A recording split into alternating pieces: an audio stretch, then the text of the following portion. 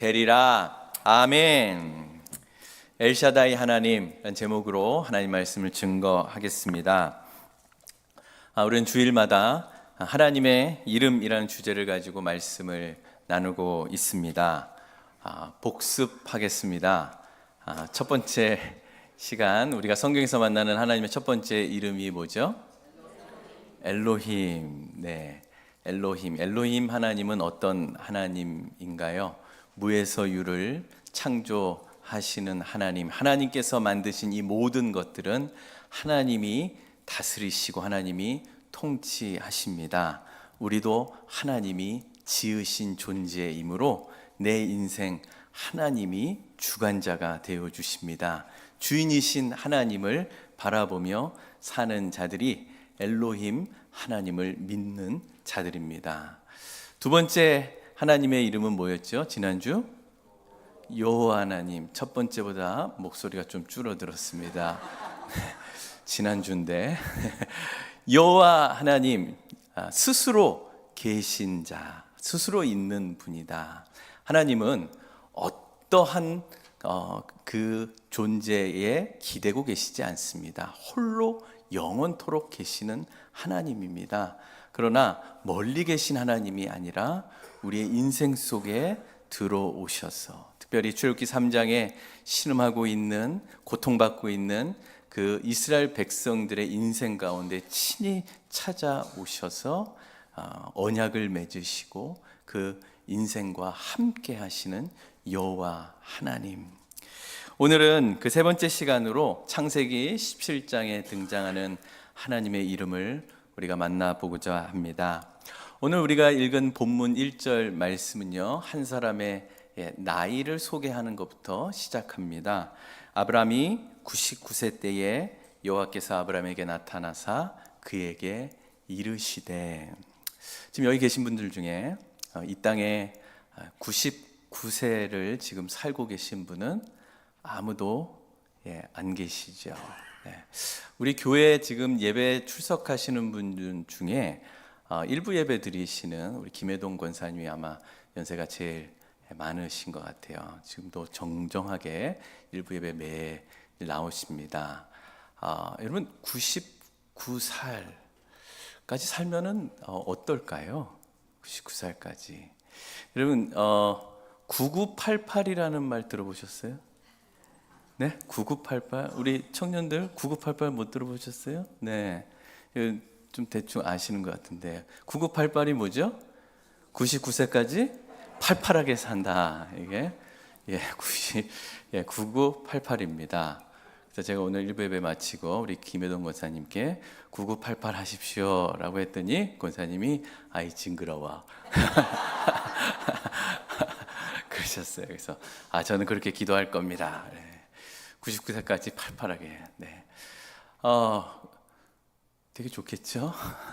그런데 우리가 일반적으로 생각할 때 99세 그러면 뭔가를 새롭게 시작하면서 계획을 세우면서 어떤 열매를 바라보며 무슨 씨앗을 심는 그런 나이?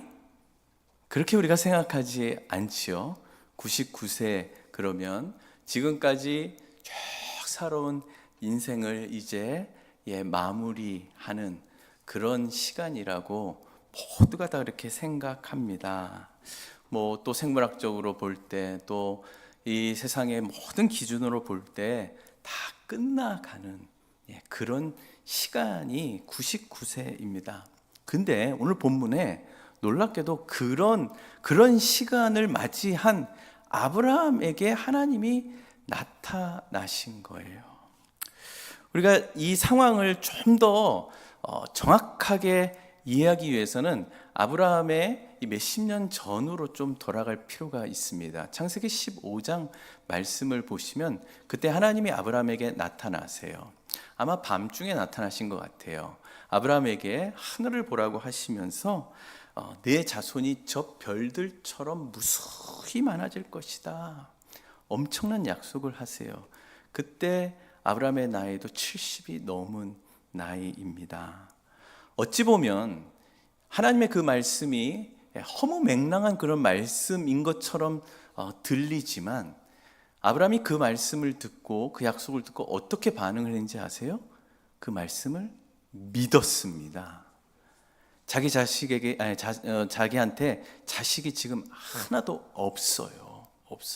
그런데도 하늘의 별과 같이 네 자손이 무수히 많을 것이다 라는 그 말씀에 아멘 했다고요. 그래서 하나님은 아브라함의 그 믿음을 보시고 아브라함을 의롭다 여겨 주셨어요. 여러분, 성경에서 정말 중요하게 생각하는 이신칭의, 의롭게 된다, 믿음으로 의롭게 여김을 받는다는 이 사건이 바로 여기에서부터 시작된 겁니다.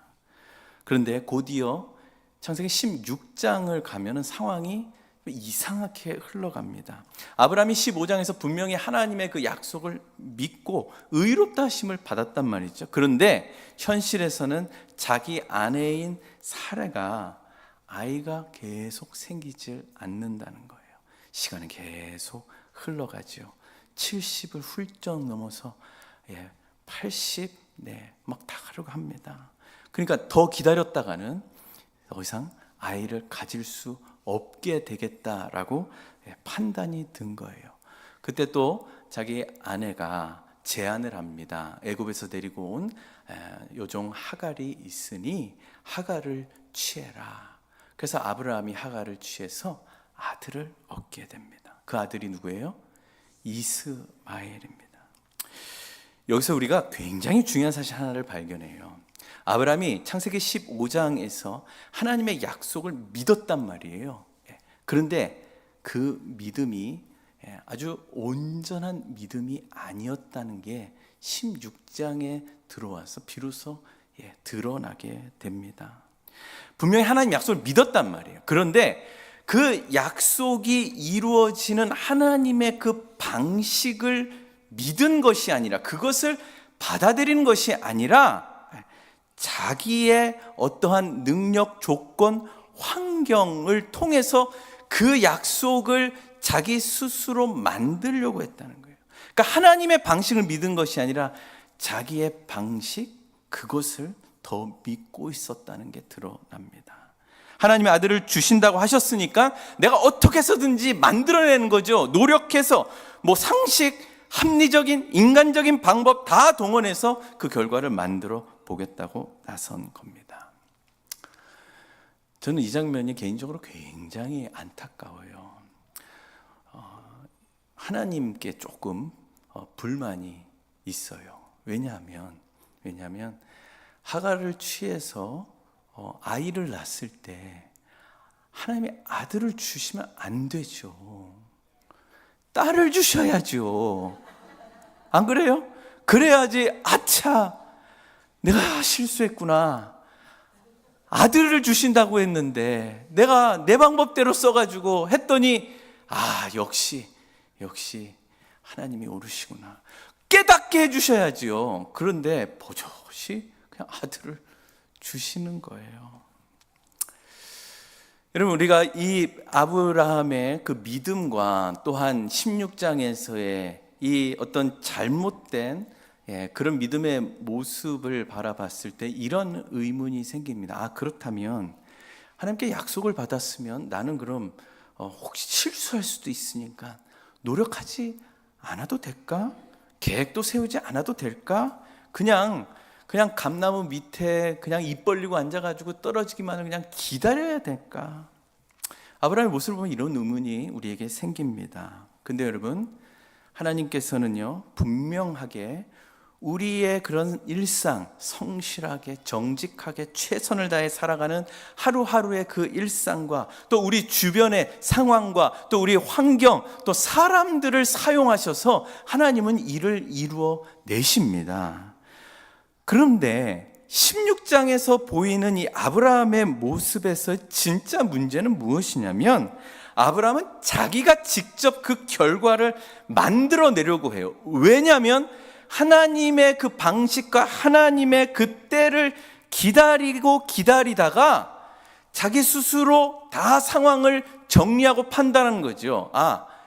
지금 이 상황에서는 하나님도 안 돼.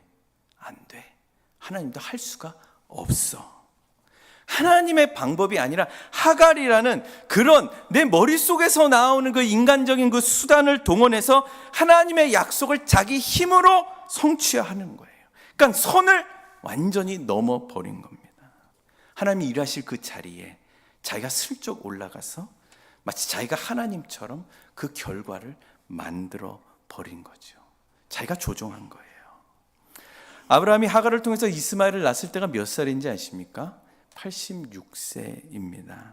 그리고 오늘 본문 17장이 시작하는 이 아브라함의 나이는 99세. 몇 년이에요? 16장에서 17장 사이가 13년이라는 시간이 흘렀어요. 여러분 성경을 보시면요, 이 13년 동안 하나님은 아브라함에게 한 번도 나타나지를 않으십니다. 말씀 한마디를 하지 않으세요. 이 13년 동안 아브라함은 무슨 생각을 하면서 살았을까요? 눈앞에 보이는 것, 눈만 감아도 생각나는 건 누구예요? 네? 이스마엘이죠. 이스마엘, 이 누뚱이도 보통 누뚱이가 어디 있습니까? 86세에 낳았으니 아장아장 걸어 다니는 자기 아들, 손자도 아니잖아요. 자기 아들을 보면서 이제 무럭무럭 자라가고 또 씩씩하게 커가는 이 이스마엘을 보면서 속으로 아주 만족했을지 모르겠어요. 사라는 불가능했지만 또 자신의 방법으로 결국 통했고, 어쨌든 하나님이 약속한 내 몸에서 난 내 핏줄인 그 아들을 얻었으니 하나님의 약속이 지금 이루어졌다고 하면서 만족했을 거예요. 이스마엘을 보면서 그때 하나님이 나에게 보여주셨던 이 밤 하늘의 별과 같이 내 민족이 이렇게 왕성하게 흥왕하게 커지겠구나, 그런 생각하지 않았을까요? 아브라함이 모르고 있었던 게 있습니다. 하나님이 왜 13년 동안 자기에게 나타나지 않으시고 침묵하셨는지 그것도 모른 채 그 이스마엘을 약속의 아들로 착각하면서 그 13년을 보낸 겁니다. 그런데 하나님은 그 13년 동안 무엇을 하고 계셨을까요? 하나님은요, 아브라함을 위해서 기다리고 계셨습니다. 무엇을요? 아브라함과 사라의 그 몸이 이제 완전히 늙어서 육신적으로는 어떠한 생명도 만들 수 없는 그런 죽은 몸과 같은 그런 상태가 될 때까지 하나님은 참고 기다리셨습니다. 만약에요, 아브라함이 아주 조금이라도 자기 기력이 남아서 뭔가 스스로 해볼 수 있는 그런 여지가 있을 때 하나님이 약속의 아들인 이삭을 주셨다면, 아브라함은 분명히 하나님이 뭐 은혜 주시고 도와주셔서 이삭을 낳게 해주셨구나라고 생각할지 모르겠지만, 한편으로는 그래도 내가 이만큼 되니까 가능했을 거다라고 생각한 겁니다. 여러분, 하나님의 구원과 하나님의 약속은 사람의 어떤 조건이나 어떤 노력이 단 1%도 섞일 수 없는, 정말 하나님 편에서 100% 하나님이 시작하시고 하나님이 완성하신, 그래서 철저히 다 하나님의 은혜인 것을 하나님은 우리들에게 가르치셔야만 합니다. 그것을 위해 아브라함이 잘못을 하고 있는데도 불구하고 하나님은 13년 동안 참고 기다리고 계신 겁니다. 그래서 아브라함의 나이가 이제 99세가 되고, 이제 아내인 사라의 태도 완전히 닫혀버려서 이제 사람의 생각으로는 이제 더 이상 가망이 없어요. 소망이 없어요. 바로 그때 하나님은 아브라함에게 찾아오셔서요, 자신의 이름을 소개하십니다. 뭐라고요? 나는 전능한 하나님이다. 이것을 히브리어로 엘샤다이. 엘은 하나님을 뜻하고요, 샤다이는 전능하신이란 뜻입니다. 여러분, 전능한 하나님이라고 하면 우리는 무엇을 생각합니까? 힘과 능력, 자연 법칙도 완전히 초월하시는 능력의 하나님 떠올립니다. 맞습니다. 그게 바로 엘샤다이 하나님, 그 의미가 있습니다. 그런데 많은 구약학자들이 그 샤다이라는 이 전능하신이라는 이 단어의 그 뿌리를 이렇게 조사를 합니다. 그 뿌리는 비바람을 막아주는 아주 웅장한 산으로부터 왔다. 또 어린아이에게 생명을 공급하고 양육하는 어머니의 그 가슴으로 그렇게 뿌리를 해석합니다. 그러니까 엘샤다이라는 이 이름은요, 하나님 안에 아주 충만함으로 가지고 계시는 능력이 있는데, 그 충만한 능력은 메마른 곳에 생명을 주시고 아무것도 없는 곳, 그 텅 빈 곳에 하나님의 은혜와 또 하나님의 그 충만함이 넘치도록 풍성하게 해주시는 분이라는 뜻이 바로 엘샤다이입니다. 그러니까 인간의 그 모든 것이 소망이 없어지는 그 자리를 하나님이 은혜와 생명으로 가득 채워주신다는 거예요. 죽은 자와 같은 99세 아브라함을 하나님이 살려내셔서 그 안에서 생명을 창조하시고, 불가능한 현실 속에서도 하나님이 인간과 맺은 그 언약을 성취하시는데 엘샤다이의 하나님으로 그 모든 약속을 이루어 가신다는 뜻입니다. 그 생명의 하나님이 아브라함을 찾아오셔서 자기가 어떠한 분이신지를 알려주십니다. 그러면서 곧바로 뭐라고 말씀하시냐면, 너는 내 앞에서 완전히 행하라 라고 합니다. 완전히 행하라.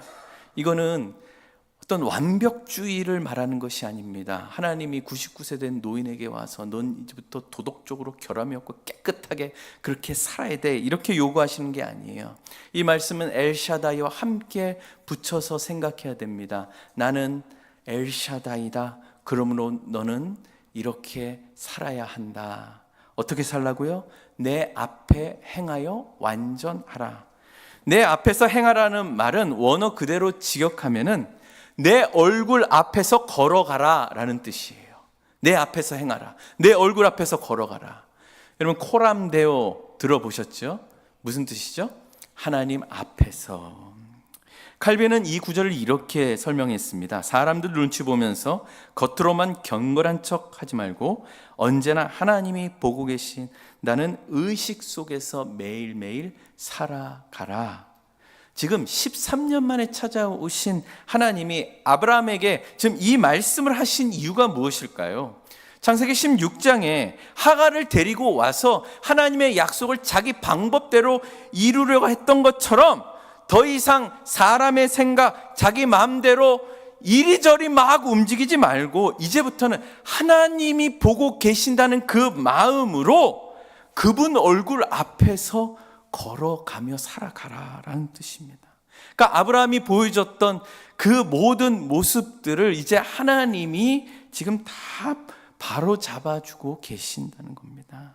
그리고 그 뒤에 완전하라라는 이 말은요, 마음이 나뉘어지지 않는 그 하나된 그 전심의 그 마음입니다. 구약 성경에서 제사를 드릴 때 제물은 어떤 제물이어야 되죠? 흠 없는 제물이어야 돼. 깨끗한 제물이어야 됩니다. 여기서 흠 없다라는 이 단어와 완전하라는 이 단어가 같은 뜻입니다. 겉과 속이 다르지 않고 마음이 두 갈래로 갈라지지 않는 그 전심, 이게 바로 완전하라예요. 여러분, 16장에서 아브라함이 하갈을 취해서 하나님의 약속을 만들어내려고 했을 때 그 마음이 어땠다는 거예요? 이미 하나님 앞에 갈라져 있었다는 뜻입니다. 한편으로는 하나님의 약속도 믿고 싶었어요. 그런데 현실을 보니까 도저히 안 되겠는 거예요. 내 몸에선 절대 안 되겠는 거예요. 그러니까 하갈이라는 자기만의 그 확실한 방법도 꽉 붙잡고 싶었다는 거예요. 하나님의 약속도 붙잡고 싶고 내 방법도 붙잡고 싶고, 두 주인을 섬겨서 마음이 완전히 갈라져 버렸어요. 신학자들은요, 27장에서 이 완전하라를 분열되지 않는 충성이라고 표현합니다.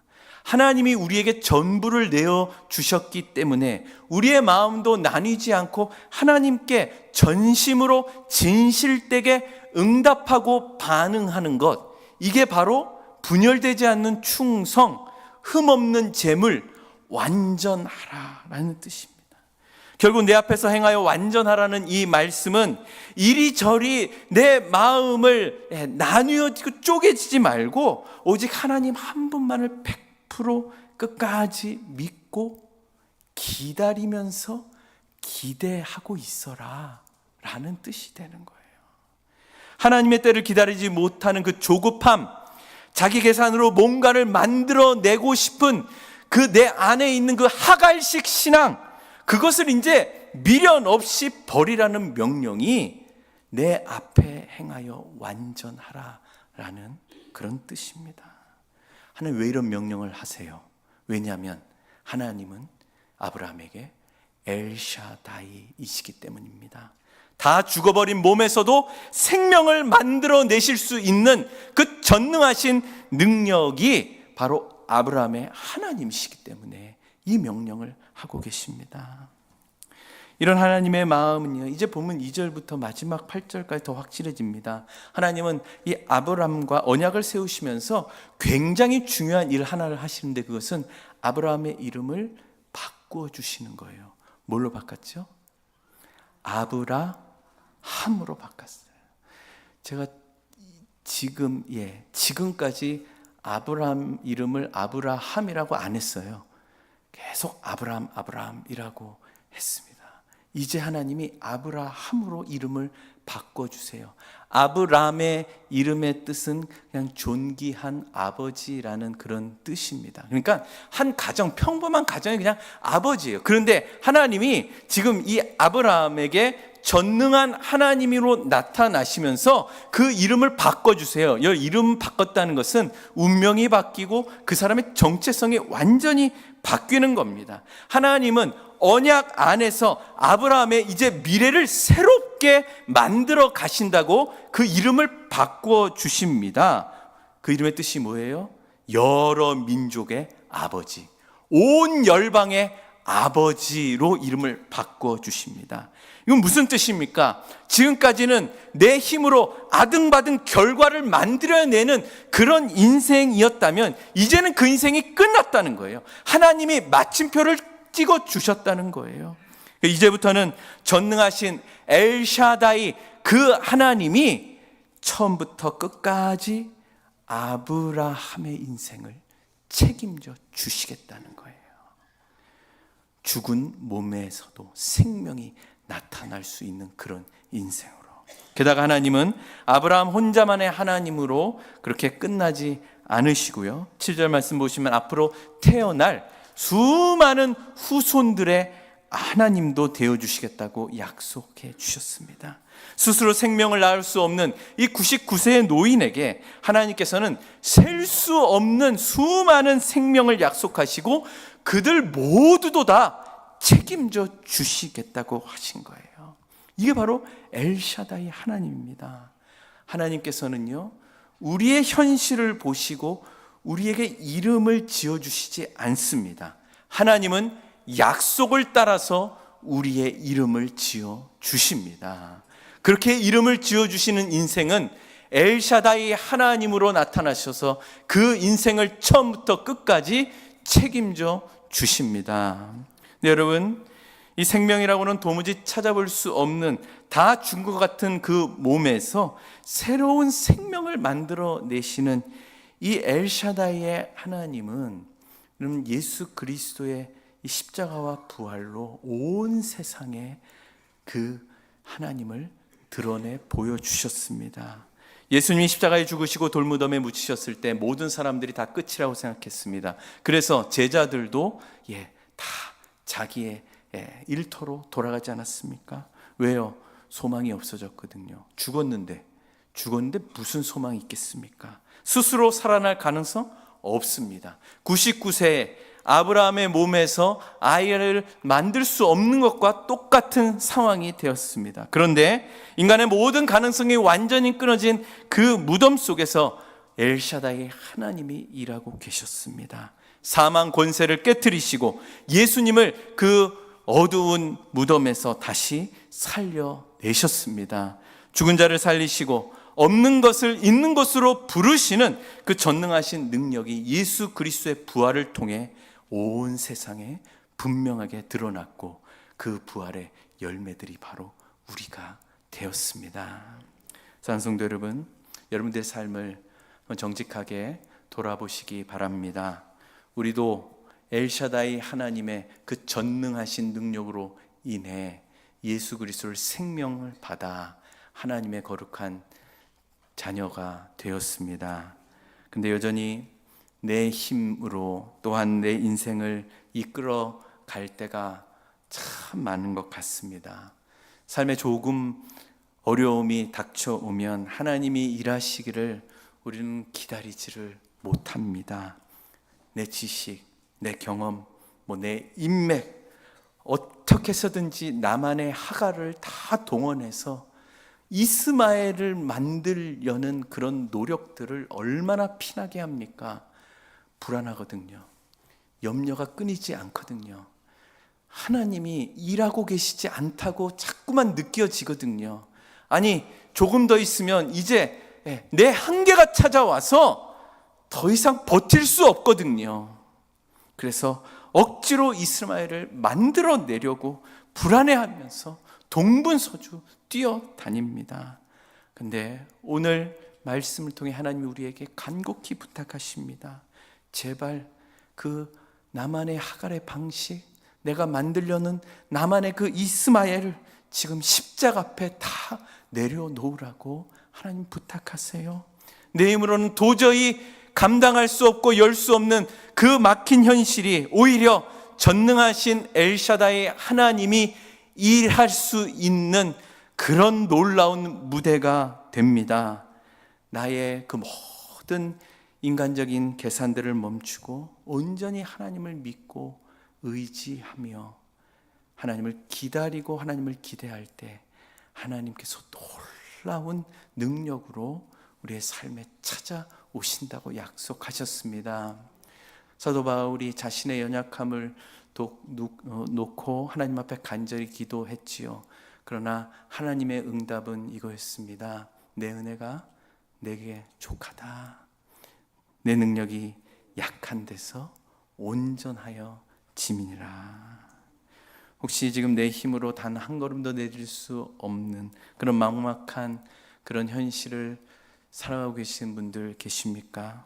내가 아무것도 할 수 없다는 그 소망이 끊어진 그 자리에 우리는 너무 힘듭니다. 그러나 여러분, 그 자리 엘샤다이 하나님이 찾아오셔서 너는 내 앞에서 완전하라.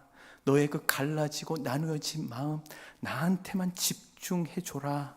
내가 일할 것이다. 내가 약속했으니 내가 일할 것이고 너는 믿음으로 나를 바라봐라. 죽음의 무덤에서 예수님을 다시 살리신 부활의 엘샤다이 하나님이 우리의 진짜 아버지 되십니다. 여러분, 이번 한 주간 여러분들이 찾고 있는 여러분들만의 하갈, 여러분 다 버리십시오. 여러분들이 만들고 싶은 그 여러분들의 이스마엘 다 내려놓으십시오. 오직 나의 약함 속에서 하나님의 전능하신 능력이 나타날 줄 믿고 그 엘샤다이 아버지만을 굳게 붙잡고 믿음으로 승리하는 우리 모두가 되기를 주 예수 그리스도의 이름으로 간절히 축원합니다.